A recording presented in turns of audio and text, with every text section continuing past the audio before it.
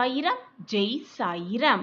என் அன்பு கண்மணியே, வாழ்வில் எந்த நிலைக்கு நீ சென்றாலும் நீ கடந்து வந்த பாதையை, நீ நடந்து வந்த பாதையை மட்டும் மறந்து விடாதே. ஏனென்றால் மிக உயரமாக பறக்கும் பறவை கூட தன் தாகத்தை தீர்க்க தரையில்தான் வர வேண்டும். நம்மை போலவே மற்றவர்களும் இருப்பார்கள் என்று நினைப்பது உலகத்திலேயே மிக பெரிய முட்டாள்தனம் குழந்தையே. வெற்றியும் தோல்வியும் உன் வாழ்க்கையில் உனக்கு 2 படிகள். ஒரு படியில் உன்னை நீ புரிந்து கொள்வாய், மற்றொரு படியில் உன்னை நீ திருத்திக் கொள்வாய். அந்த வாய்ப்பும் உனக்கு வழங்கப்படும். யாரும் உன்னை மதிக்கவில்லை என்று நினைத்து புலம்பிக் கொண்டே இருக்காதே. அமைதியாக இரு. உன்னுடைய மதிப்பு தெரிந்து அவர்களே உன்னை தேடி வரும் நேரம் வெகு தொலைவில் இல்லை. நான் அந்த நேரத்தை என் பிரியமான கண்மணிக்காகவே உருவாக்குவேன். என்னை சர்வசாதாரணமாக நினைக்காதே என் குழந்தையே. நான் கூறுவது இன்று இரவுக்குள் பலிக்கும் பார். அதன் அறிகுறி கூட உனக்கு தெரிய ஆரம்பிக்கும். உடனே ஆச்சரியத்தில் உறைந்து விடாதே. உன் வாழ்க்கையில் நீ எதிர்கொள்ளப் போகும் அதிசயத்தையும் சந்தோஷத்தையும் காண ஆயத்தமாகு, தயாராகு. உன் வாழ்க்கையில் நல்ல பாதையில் நல்ல வழி, நல்ல மகிழ்ச்சி எல்லாம் ஒன்று கூடி வரும் சமயத்தில் வீணாக மனதை போட்டு குழப்பிக் கொள்ளாதே. நிச்சயமாக நான் கூறுவது இன்று இரவுக்குள் நடக்கும் பார் என் குழந்தையே. அதுவரை சற்று பொறுமையாக இரு. இதுவரை பொறுமையாக காத்திருந்த என் பிள்ளைக்கு நல்ல பதில் கிடைக்கப் போகிறது. உனக்கான அந்த வெகுமதி உனக்காகவே காத்து கொண்டிருக்கிறது. என்னை காப்பாற்ற யாருமே இல்லை, என் வாழ்க்கையை மீட்டெடுக்க எவருமே இல்லை என்று புலம்புவதை நிறுத்திவிட்டு முகத்தை நன்றாக துடைத்து கொண்டு ஒரு விளக்கை ஏற்றி வைத்துவிட்டு என் முன்னால் வந்து உட்கார் என் குழந்தையே. உன் மனப்போராட்டமெல்லாம் விலகி, உன் தவிப்பெல்லாம் உன்னை விட்டு நீங்கி உனக்குள் ஒரு குரல் நிச்சயமாக கேட்கும். அந்த குரல் உன் காதுகளுக்கு கேட்க நீ முதலில் உன் மனதையும் உன்னுடைய எண்ணங்களையும் அமைதியாக வைத்திருக்க வேண்டும். நான் நேராகவே உனக்கு பதில் சொல்ல, உன் கேள்விகளுக்கு பதில் சொல்ல, உன்னுடைய பிரச்சனைகளுக்கு தீர்வு சொல்ல, உன் மனக்குமுறல்களுக்கு மருந்தாக தயாராகிவிட்டேன். எல்லாமே சரியான பாதையில்தான் சென்று கொண்டிருக்கிறது குழந்தையே. வீணாக மன வருத்தம் படாதே. மன போராட்டமாக இருக்கும் சமயத்தில் வீட்டில் ஒரு விளக்கை ஏற்றிவிட்டு என் முன்னால் உட்கார்ந்து என் சச்சரிதத்தை படி. நானே உன்னுடைய அருகில் வந்து உட்கார்ந்திருப்பேன். எந்த மனசலனமும் உனக்கு வேண்டாம் என் குழந்தையே. இதோ உன்னை தேடி உன் இல்லத்திற்கே வந்துவிட்டேன் முன்னப்பா. உன் வாழ்க்கையில் பல அற்புதங்களை நிகழ்த்தி உன்னை மகிழ்விக்கப் போகிறேன். அப்பொழுது நீ கண்ணீரோடு என்னிடமே கூறுவாய், சாயப்பா, நான் கேட்டதையெல்லாம் நீங்கள் எனக்கு கொடுத்து விட்டீர்கள். நான் இப்பொழுது ஆனந்தமாக இருக்கிறேன் என்று ஆனந்த கண்ணீரோடு என்னிடம் வந்து சொல்லுவாய். இது நடக்கும், நிச்சயமாக நடக்கும். என்னை சர்வசாதாரணமாக நினைத்து விடாதே. நான் இருக்கிறேன் அனைத்திற்கும் சாட்சியாக. எதுவுமே என்னை மீறி நடக்காது உன் குழந்தையே. காத்திருந்து காத்திருந்து நீ என்னிடம் கேட்டது எதுவுமே இது நாள் வரை நடக்கவில்லை. இப்படியே நாட்கள் நகர்ந்து கொண்டே இருந்தால் அனைத்துமே முடிந்துவிடும், வாழ்க்கையே வீணாகிவிடும் என்று பதறி துடித்து கொண்டிருக்கிறாய். குழந்தையே, இப்பொழுதாவது அப்பா சொல்வதை கேட்பாயா? இப்பொழுது நடக்கும் உன் வாழ்க்கையில் நடக்கும் சூழ்நிலைகள் உன் வாழ்வின் முடிவிற்காக அல்ல, உனக்கான நல்ல வாழ்விற்கான தொடக்கமே என்பதை மனதார நம்பு. உன் விதியை 100% நிச்சயமாக உன் சாயிநாதா மாற்றுவேன். கண்மணியே, நீ உன் வாழ்க்கையின் அடுத்த கட்டத்திற்கு நகரப் போகிறாய். முதல் அடியை எடுத்து வைக்கப் போகிறாய். அதற்கான முதல் அடிதான் உன் வாழ்வில் ஏற்பட்ட இத்தனை பிரச்சனைகளுக்குமான தொடக்கம். சாயிநாதரே, இப்பொழுது என் வாழ்க்கை எந்த நிலைமையில் போய்கொண்டிருக்கிறது என்பது எல்லாமே உங்களுக்கு தெரியும். அப்படி இருக்கையில் என் வாழ்க்கை அடுத்த கட்டத்திற்கு நகரப்போகிறது, அடுத்த அடி எடுத்து வைக்கப் போகிறேன் என்று நீ சொல்கிறீர்களே, எப்படி இது சாத்தியம் என்பதை என்னிடம் புரியாமல் கேட்டுக்கொண்டிருக்கிறாய். கண்மணியே, உன் வாழ்க்கையில் என்ன நடந்தது, என்ன நடந்து கொண்டிருக்கிறது, இனி உன் வாழ்வில் என்னெல்லாம் மாற்றங்கள் நிகழும் என்பதை உன் சாயப்பா முடிவெடுத்து விட்டேன். அதன்படிதான் எல்லாமே நகர்ந்து கொண்டிருக்கிறது. நீ நினைப்பதாலோ, நீ வருந்துவதாலோ, நீர் கண்ணீர் சிந்துவதாலோ எதுவுமே மாறப்போவதில்லை. ஏற்கனவே எழுதப்பட்டதுதான் நடந்து கொண்டிருக்கிறது. நடந்து முடிந்தது அனைத்தும், இனி நடக்கப் போவது அனைத்தும் ஏற்கனவே தீர்மானிக்கப்பட்டவைதான். குழந்தையே, ஏற்கனவே பல பிரச்சனைகள் தைரியத்தோடு தாண்டி வந்துவிட்டாய். ஆனால் ஏனோ இப்பொழுது இந்த சிறிய பிரச்சனை கூட உனக்கு மிக பெரிதாக தெரிகிறது. உன்னுடைய பக்திக்கும் நம்பிக்கைக்கும் சவால் விடும் பிரச்சனையாகவே இது உனக்கு தெரிகிறது. குழந்தையே, முதலில் வாழ்க்கையின் அடிப்படையை நீ புரிந்து கொள்ள வேண்டும். அப்பொழுதுதான் உன் வாழ்வில் நடக்கக்கூடிய பிரச்சனைகள் உனக்கு எதுக்கு வருகிறது, எதனால் வருகிறது, எதற்காகவே வருகிறது என்பது புரியும். வாழ்க்கை என்பதே ஒரு நாடக மேடை. அந்த நாடகத்தில் வெற்றி தோல்வி, இன்ப துன்பம், கஷ்ட நஷ்டம் எல்லாம் வருவது இயற்கையே. தோல்வி வந்துவிட்டால் உடனே சரிந்து விழாமல் வெற்றி அடைவதற்கான வழியை தன்னம்பிக்கையோடு முயற்சி செய்ய வேண்டும். அப்பொழுதுதான் வாழ்க்கையின் வெற்றியை எட்டி பிடிக்கலாம். என்ன நடந்தாலும் இறுதி வரை நம்பிக்கையை மட்டும் இழந்து விடாதே. உன் துயரங்கள், உன் வேதனைகள் அத்தனையும் உன் மனதில் போட்டு பூட்டை போட்டு பூட்டி வைத்து கொண்டு ஊரை வேணால் நீ ஏமாத்தலாம். உன்னுடைய அப்பாவை நீ அவ்வளவு சுலபமாக ஏமாற்ற முடியாது. இது உனக்கு தெரியும் தானே? பின் ஏன் என்னிடமும் வந்து உன் நடிப்பை தொடர்கிறாய்? உன் மனதில் என்ன ஓடிக்கொண்டிருக்கிறது என்பதை நான் அறிவேன். இந்த துயரங்கள், இந்த சோதனைகளிலிருந்து எப்படி தப்பிப்பது, எப்படி வாழ்க்கையில் மீள்வது என்று அதற்கு பதில் தெரியாமல் நீ குழம்பிக் கொண்டிருப்பதும் உன் சாயி தேவாவிற்கு மிக நன்றாகவே புரிகிறது. நான் மிக மோசமாக சூழ்நிலையில் சிக்கி தவித்துக் கொண்டிருக்கிறேன். என் விதியே அப்படித்தான் போலும். நான் இந்த விதியோடுதான் வாழ்க்கையை வாழ வேண்டும் போலிருக்கிறது. கஷ்டத்தோடுதான் நான் என் வாழ்க்கையை வாழ வேண்டும் போலிருக்கிறது. என் வாழ்வே அவ்வளவுதான் என்று நீ நினைப்பது எல்லாமே எனக்கு புரிகிறது. விதிதான் ஒருவனது வாழ்க்கையை நிர்ணயிக்க வேண்டும் என்றால் நான் ஏன் ஒரு காரியம் செய்ய முயற்சிக்க வேண்டும்? விதிப்படிதான் எல்லாம் நடக்கும் என்றால் எனக்கு ஏன் ஆசைகள் வர வேண்டும்? நான் அதை அடைய, அந்த ஆசையை அடைய நான் ஏன் உழைக்க வேண்டும் என்றெல்லாம் என்னை பார்த்து கேட்கிறாய். உன்னுடைய கேள்வி சரிதான். விதி என்பது பெரும்பாலுமே நமது மன சமாதானத்திற்காகவே பயன்படுத்துவதை உன்னால் உணர்ந்து கொள்ள முடியவில்லையா? விதி முடிந்துவிட்டது, அதனால் அவன் இறந்து விட்டான். தோற்க வேண்டும் என்ற விதி, அதனால்தான் அவன் தோற்றிருக்கிறான். அவனுக்கு விதிக்கப்படவில்லை, அதனால்தான் அவனுக்கு கிடைக்கவில்லை.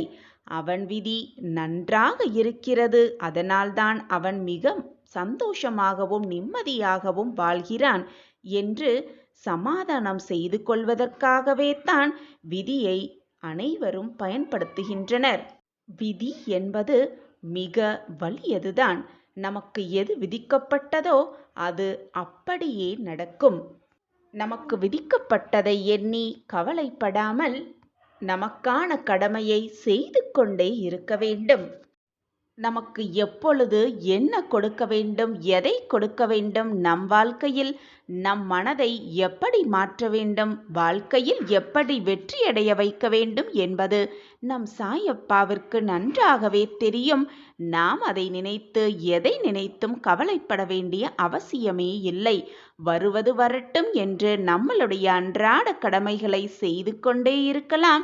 நமக்கு கிடைக்க வேண்டியதை நம்மிடம் கொண்டு வந்து சேர்க்கும் பொறுப்பை நம் சாயப்பாவிடம் ஒப்படைத்துவிட்டு ஒரு ஊரில் ஒரு அந்தணர் வாழ்ந்து வந்தார். அவர் மிகவும் ஏழையாக இருந்த போதும் பெருமாள் மீது தீவிர பக்தரோடு இருந்தார். பெருமாளுக்கு எதை படைக்காமல் தான் எதையும் உண்ணவே மாட்டார். அதேபோல் அதே ஊரில் ஒரு பணக்காரரும் வாழ்ந்து வந்தார். அவர் மிகவும் பணக்காரர். அந்த அந்தணரின் மனைவி அந்த பணக்காரரோடு தன்னுடைய கணவனை எப்பொழுதும் ஒப்பிட்டு அவர் எவ்வளவு அதிகமாக பணத்தை சம்பாதித்து சந்தோஷமாக வாழ்கிறார், நீங்கள் ஏன் இப்படி இருக்கிறீர்கள் என்று எப்பொழுதுமே தன் கணவரை குறை கூறிக்கொள்வதுதான் அந்த மனைவியின் வேலையாகவே இருந்தது. இதை கேட்டு கேட்டு சலிப்படைந்த அந்த அந்தணர் தானும் அதிகமாக பொருள் ஈட்டலாம் என்று பிரயாணத்தை தொடங்கினார். வெளியூருக்கு சென்று அதிகமாக பொருள் ஈட்ட தன்னுடைய பிரயாணத்தை தொடர்ந்து நடக்க ஆரம்பித்தார். வழியில் பெரும் சவாலான பல விஷயங்களை அவர் கடக்க வேண்டியிருந்தது. அப்படி சென்று கொண்டே இருக்கையில் புயல், மழை, வெயில் என்று எதையுமே பார்க்காமல் தன்னுடைய பிரயாணத்தை அவர் தொடர்ந்து கொண்டே இருந்தார். இதை மேலிலிருந்து பார்த்த பெருமாளும் மகாலட்சுமி தாயாரும், உங்களுடைய தீவிர பக்தரான அந்த அந்தணரை ஏன் இவ்வளவு காயப்படுத்தி வேதனைக்கு உள்ளாக்குகிறீர்கள் என்று பெருமாளிடம் கேட்டனாராம் மகாலட்சுமி தாயார். அதற்கு பெருமாள், இந்த ஜென்மத்தில் செல்வத்தை ஈட்டுவதற்கான வழி அவரிடம் இல்லை, செல்வத்தை அனுபவிக்கக்கூடிய வழியும் அவருக்கு இல்லை என்று கூறினாராம். இதை கேட்ட மகாலட்சுமி, செல்வத்திற்கு அதிபதியாக நான் அவருக்கு தேவையான செல்வத்தை அள்ளி அள்ளி கொடுப்பேன் என்று ஆவேசமாக கூறினாராம். இதை கேட்ட பெருமாள், நீ என்னதான் அவருக்கு அள்ளி அள்ளி கொடுத்தாலும் அதை அனுபவிக்க அவருக்கு வழி இல்லை, அவருடைய விதியும் அப்படி இல்லை என்று கூறினாராம். ஆனாலும் மகாலட்சுமி தாயாரின் ஆசைக்காக நீ இதை 2 தடவை அவருக்கு பயன்படுத்தலாம், உன்னுடைய செல்வத்தை அவருக்காக 2 தடவை நீ அதை பிரயோஜித்தப்படுத்திப்பார், அப்பொழுது தெரியும் நான் கூறுவதின் அர்த்தம் என்னவென்று என்று கூறினாராம் பெருமாள். உடனே மகாலட்சுமி தாயார் அந்த அந்தணர் நடந்து செல்லும் வழியில் ஒரு பொன் மூட்டையை போட்டாராம். அவர் போட்ட பின்பு அந்த அந்தணருக்கு ஒரு நினைவு வந்தது. நாம் இவ்வளவு சோதனைகளை அனுபவித்துக் கொண்டிருக்கிறோம், கண் இருக்கும் பொழுதே நாம் இவ்வளவு சோதனை அனுபவிக்கிறோம், கண் இல்லாதவர்கள் படும் பாடு எப்படித்தான் இருக்குமோ தெரியவில்லை, நாம் சில நேரம் கண் இல்லாதவன் போல் நடந்து பார்க்கலாம், அப்பொழுதுதான் அவர்களின் கஷ்டம் புரியும் என்று கண்களை மூடிக்கொண்டு நடக்கத் துவங்கினார். அந்தன் வழியில் அந்த மகாலட்சுமி தாயார் போட்ட பொன் மூட்டையும் இருந்தது. அதை தவிர்த்துவிட்டு அவர் கண்களை மூடிக்கொண்டு நடந்து சென்று விட்டார். உடனே மகாலட்சுமி தாயார் இதை பார்த்துவிட்டு அடுத்த பொன் மூட்டையை அவர் முன் போட்டார். அப்பொழுது அந்த அந்தணர் கண்களை திறந்து கொண்டு வந்தமையால் அந்த பொன் மூட்டை அவர் கண்ணில் பட்டது. உடனே அவர் சிந்திக்கத் துவங்கினார். இந்த பொன் மூட்டையை யாரோ தவறவிட்டு போய்விட்டார்கள், அவர்கள் மனம் இப்பொழுது எவ்வளவு வேதனையில் துடித்து கொண்டிருக்கும், எனவே நாம் இங்கேயே அமர்ந்து இந்த பொன் மூட்டையை பாதுகாக்கலாம், யாராவது தேடிக்கொண்டு வருகிறார்களா என்று பார்ப்போம், அப்படி தேடிக்கொண்டு வந்தால் அவர்களிடம் இதை பத்திரமாக ஒப்படைத்துவிட்டு பின் நம் பிரயாணத்தை தொடங்கலாம் என்று நினைத்து கொண்டு அந்த மூட்டையின் பக்கத்தில் அமர்ந்தே விட்டார். அப்பொழுது அந்த வழியில் தன்னுடைய குதிரை வண்டியில் அந்த பணக்காரர் வந்து கொண்டிருந்தார். உடனே அந்த அந்தணருக்கு புரிந்துவிட்டது, இவர்தான் இந்த பொன் மூட்டையை தவறவிட்டிருப்பார் என்று நினைத்து கொண்டு அவரை நிறுத்தி, இதோ நீங்கள் தவறவிட்ட பொன் மூட்டை என்னிடம் பத்திரமாகத்தான் இருக்கிறது, பெற்றுக்கொள்ளுங்கள் என்று அவரிடம் ஒப்படைத்தார். இதை அனைத்தையும் பார்த்து கொண்டிருக்க மகாலட்சுமி தாயாருக்கு அப்பொழுதுதான் பெருமாள் சொன்ன வார்த்தைகளின் அர்த்தம் புரிந்தது. என்னதான் செல்வம் கொட்டி கிடந்தாலும் அதை அனுபவிக்க வேண்டிய விதி இருந்தால்தான் அதை அனுபவிக்க முடியும் என்பது அப்பொழுது விளங்கியது. பூர்வ ஜென்மத்தில் செய்த பாவ புண்ணியத்தின் கணக்குப்படிதான் இந்த பிறவியில் இன்பத்தையும் துன்பத்தையும் அனுபவித்தாக வேண்டும். நம் கர்மாவை நாம் கழித்தேதான் ஆக வேண்டும். உன் சோகத்தை தீர்த்து வைக்க நான் முடிவு செய்துவிட்டேன். உலகத்தில் யாருமே போராட்டம் இல்லாமல் வாழ்க்கையில் வெற்றியடையவே முடியாது, வாழ்க்கையை வாழவும் முடியாது. போராட்டம்தான் வெற்றியின் முதல் படியாகவே இருக்கும். வாழ்க்கையில் ஜெயிப்பதற்கு தாழ்வு மனப்பான்மையை முதலில் விட்டுவிட்டு தன்னம்பிக்கையை அதிகப்படுத்தி கொண்டாலே போதும்.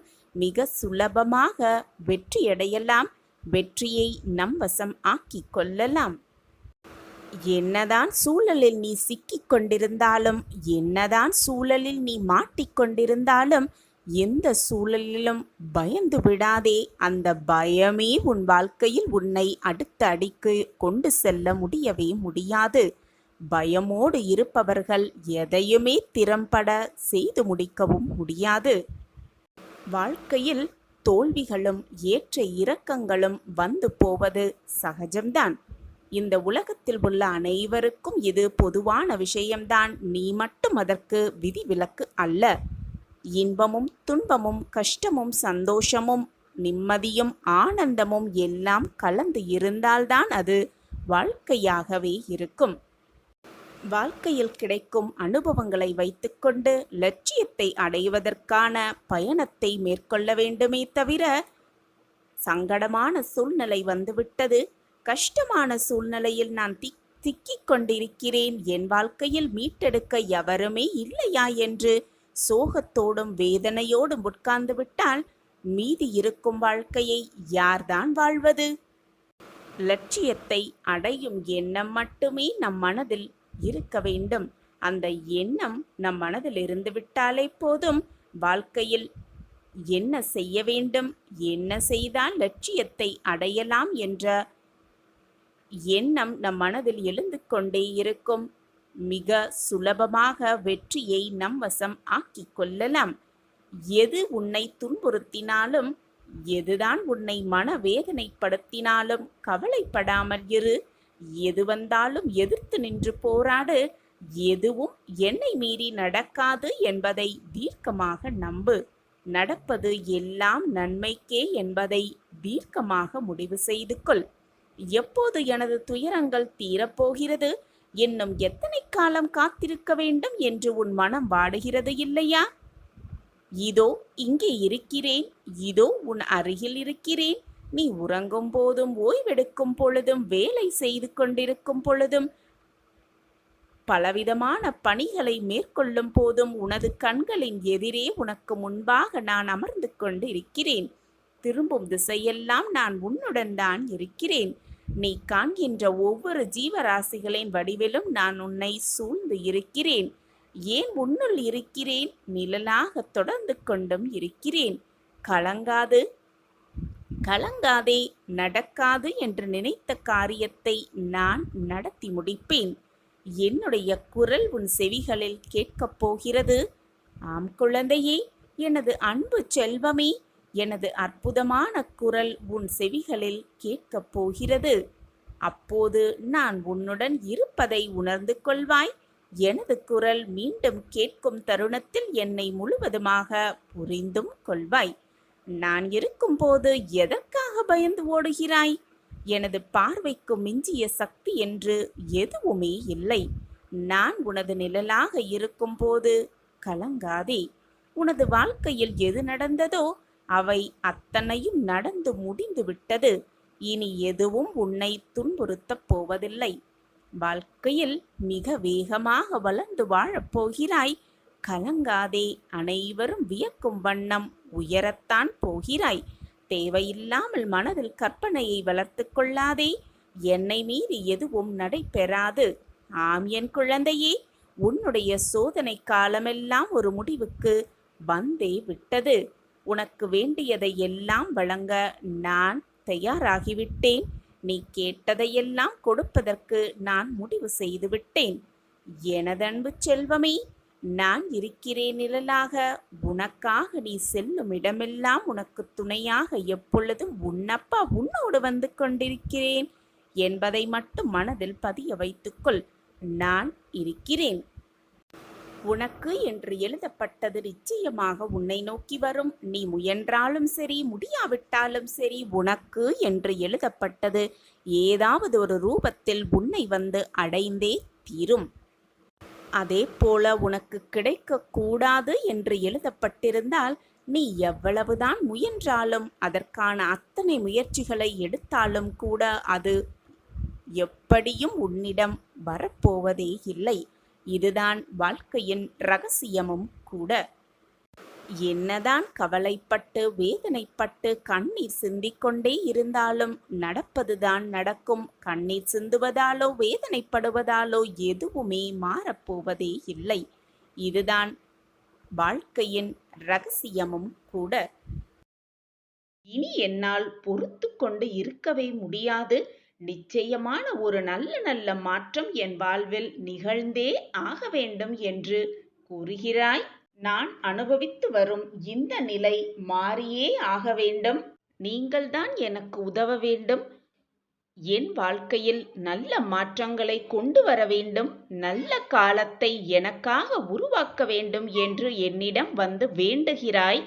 கண்மணியே, இந்த பதிவு உன் கண்ணில் பட்டிருக்கிறது. அப்படியென்றாலே உனக்கு நல்ல காலம் ஆரம்பித்து விட்டது என்றுதான் அர்த்தம்.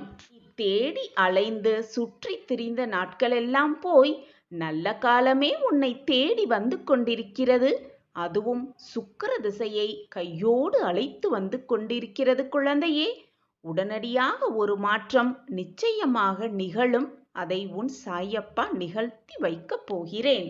எனவே என் குழந்தையே, இன்பத்தையும் சந்தோஷத்தையும் அனுபவிக்க தயாராக இரு. உன் வேண்டுதல் எல்லாம் பலித்து விட்டது.